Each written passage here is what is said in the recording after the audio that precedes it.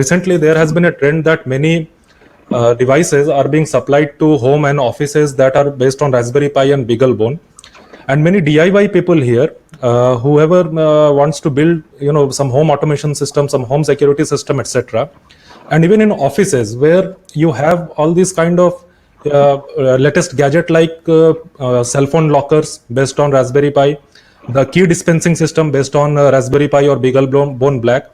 So they have the hardware engineers who have supplied these devices. They have done a fantastic job hardware wise. But whenever these kind of things that network security audit etc. come into play, then what happens that those devices terribly fail in the network audit kind of thing, network security audit kind of thing. And even in home environment, whenever you make such devices, always make sure that these devices are secure so that nobody can play any prank on you by hacking or something. So this is my basic presentation regarding secure Raspberry Pi IoT for home and office.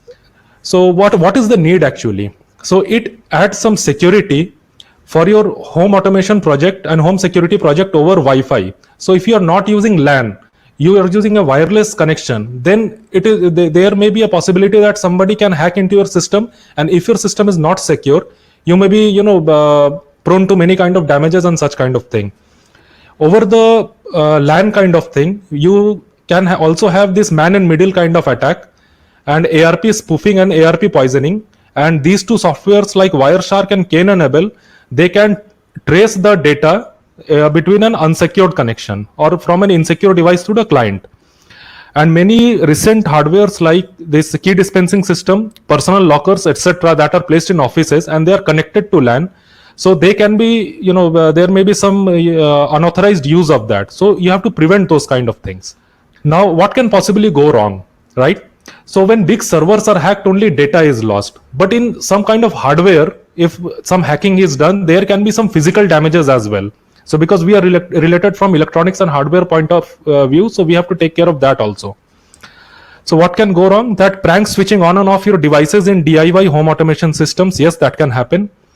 Disable your home DIY security system and change the detection threshold. If you have placed some, the PIR sensors or some cameras, there may be interference in that also.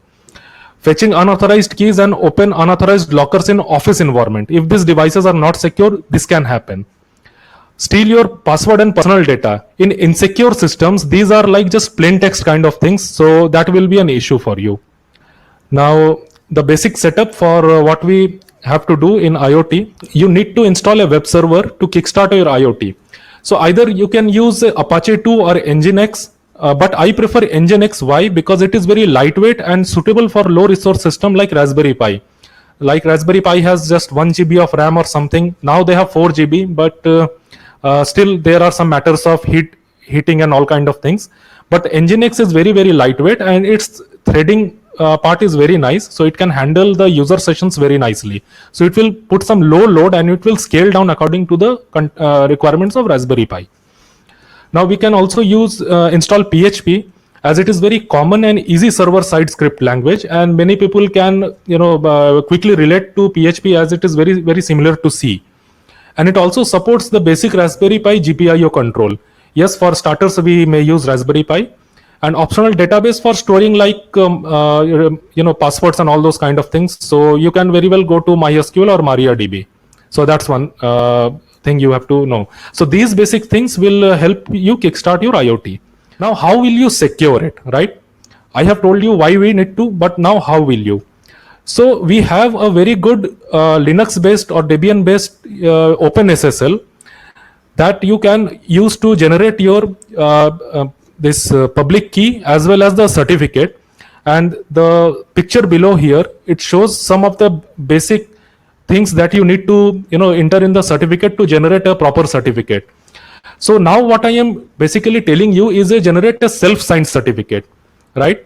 So when you generate a self-signed certificate, what happens that those certificates are not valid in the outer internet, but these may be useful in your LAN kind of scenario. So you can generate a self-signed certificate that has the public key. So basically this SSL kind of thing is a public key, private key encryption system.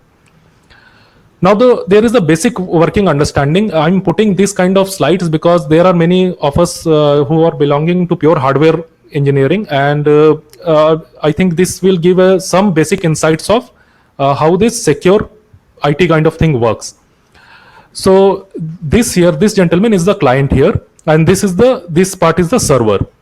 So when we send any request over HTTP or HTTPS, so the server responds by the public key along with its certificate. So whenever you open, some certificate is transferred to your web browser. Then the client calculates a session key and encrypts it with public key and sends back to the server, right? Then the private key decrypts that session key and encrypts the same message. And after that, the common session key is generated that is used to communicate between the client and the server. So here, this basic understanding has been reached between the client and the server. So as you see that the data has been now encrypted, you cannot read it further. Okay. Now, how to secure it? The process that I explained here regarding the sending of public key, then generating a session key, and then decrypting it with private key is known as the perfect forward secrecy. And it is also known as the Diffie-Hellman key exchange protocol. So if you want to learn more about this, there is a very good arithmetic available regarding this. So I'm not putting the entire thing.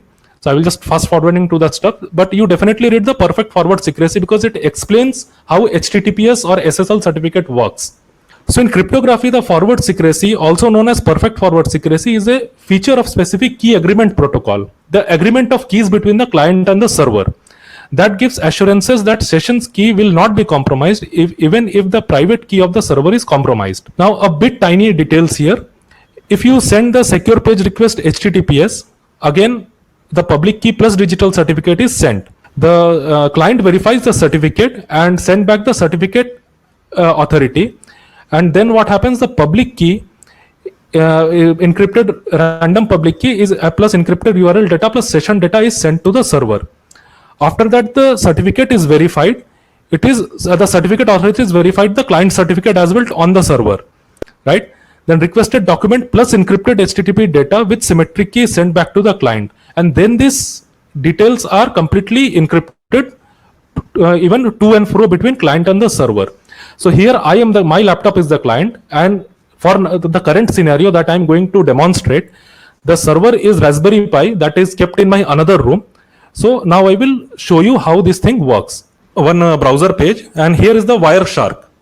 Now for Wireshark, I will use packet capture between two server and client. Here I am the client. Now I will tell you which is which. So I will just copy this here. Right. So if you see that the IP host 0.107 in my home network is me, I am the client, and the 0.102 IP is the Raspberry Pi that is kept in my bedroom, right? And it is kept there. It is a remote server, let us say.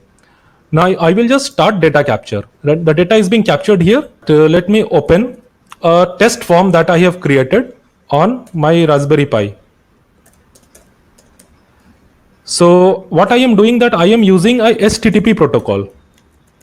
HTTP, it is not secure. I will also show by HTTPS. So this has opened. So this is the username and this is the password. So when I have done this, you see that many of the transactions has taken place between my client or my laptop and the Raspberry Pi, that is the server. So here you see the syncing of data and the acknowledgement of packets and transfer of certificates, everything, etc., has already taken place. So a connection between the client and the server has been established. All right. If you see here, I am putting my name Adhiraaj, and password I am putting as electronics for you. And when I am sending this, you see in the server side a PHP file runs, and my username and password has been printed here. All right. But it is only meant to be seen by the client and to be known by the server. But what happens that whenever I check from the Wireshark, if somebody is tracing my data in the Wireshark, you will definitely know that here a welcome.php has already been captured because I am tracing the data between the client and the server. And also, if you can see here, the username is in plain text as well as the password is in plain text. right? So this is not secure at all. If there are many spoofing softwares that is keeping track between the client and the server, they can easily get the username and password in plain text form. So this is a lack of security here. Now what I will do one more operation here, the same thing. What I will do, I will try to put it in HTTPS, that is the secure server kind of thing, HTTPS, and I will go and put the IP here, right, and the same file.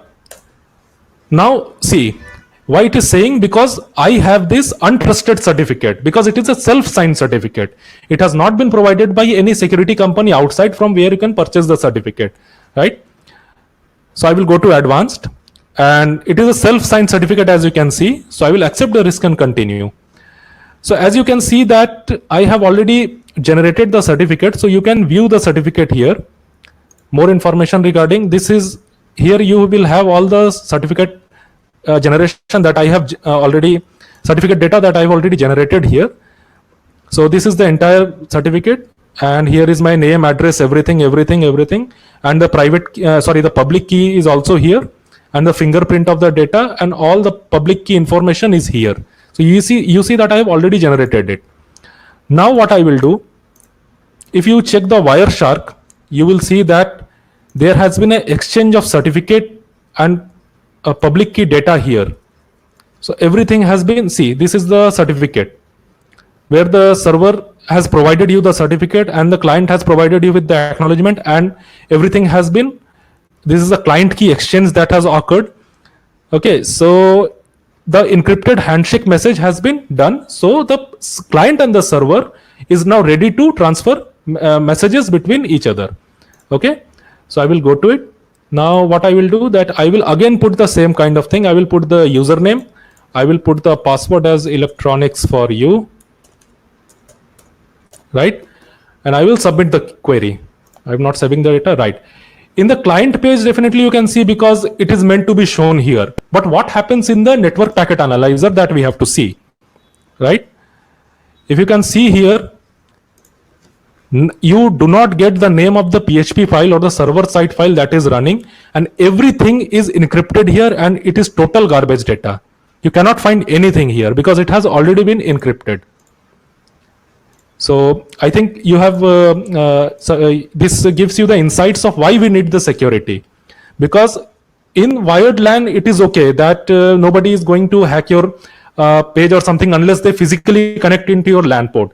But nowadays everything is working on Wi-Fi, so anything can hack your Wi-Fi, know your password, and make track of things between within your LAN. And that is a very dangerous thing, especially in case of wireless, because that person can be anywhere, sitting in the next flat to you and trying to connect to your Wi-Fi, and then it would be a problem to you. Now this was just a page kind of thing. I will also try to give you some hardware perspective here. So let me check one file here, show you that how things work on the Raspberry Pi. So I have also created one more test HTML page that is for testing the GPIO.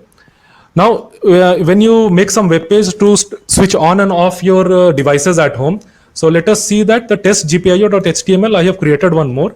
So let's go to it. HTTP 192.168.0.102/ right. So there an LED has been connected that will switch on and off. If I press on, it will show on, or when I press off, it will show off. So since I have only as you will see that since I have only put the HTTP, you see that connection is not secure, right? What happened in Wireshark? Let us check. So I have sent the HTTP request. Okay, the HTML page has loaded. Now if I put let me close this certificate page, right. Now if I do the LED on, it shows the LED is on.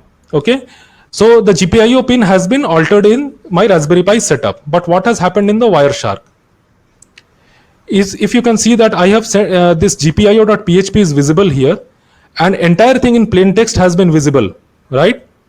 So this is something really dangerous. That what happens here, yes, you see that everything here is in the plain text, and where it, yeah. So anyone can, through the browser itself, can directly connect to your server and place it in on condition or in off condition, and that will be something really catastrophic. If you want to switch off some device, someone will make it on, and if you want to make your device off, someone will switch it on, and they can change some parameters and something, and then it will be a really troublesome thing for you. So see here, if you can see that the full request is this one, and it is in plain text. It has been caught, right? gpio.php and on value equals to on, right? If I simply run this in the browser, in any other browser in my network, it will simply switch it on. But that it is only meant to happen between the client and the server. No third person should be able to track this particular thing, should be able to capture this particular thing and then run it. Now I will simply put this thing one more time in case of HTTPS and then see what happens. Now the same page has loaded again, but now the connection is secure, right? Right, the connection is secure. I will go to the last, recent part here, right? If I switch it again, it is again says LED is on. Definitely the LED has been switched on there, and now entire thing is encrypted. You see application data. You do not even see what PHP file has been running on the server side. You do not see anything. It is totally encrypted. It is showing application data, and entire thing is garbage here. So this is why we should do the certificate kind of thing, and we should definitely secure this data, because nowadays many the young students are doing this IoT kind of thing, and also you want to see that unless the data is secured,